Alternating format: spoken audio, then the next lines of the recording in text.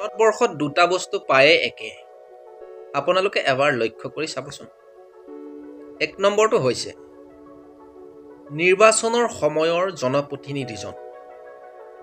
নিৰ্বাচনৰ সময়ৰ প্ৰতিনিধিজনে যিদৰে ভোটৰ আগত আহি আপোনাৰ ভৰিত ধৰি সেৱা কৰি আপোনাৰ পৰা ভোট ভিক্ষা কৰে, আৰু সেইজন প্ৰতিনিধি যেতিয়া আপোনাৰ ভোটত জয়ী হয়, তেতিয়া আপুনি সেই ব্যক্তিজনক লগ কৰিবলৈ গ'লে বা কিবা কাৰণত তেখেতৰ ওচৰলৈ গ'লে, কিবা বিপদত তেখেতৰ ওচৰলৈ গ'লে, তেতিয়া আপুনি সেই ব্যক্তিজনক, যিজনক আপুনি ভোট দি জয়যুক্ত কৰিলে, সেইজনক আপুনি ভৰিত ধৰিব লাগিব।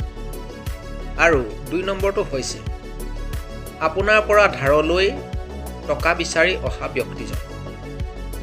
কোনোবা এজন ব্যক্তি কিবা কাৰণত বা কিবা বিপদত আহি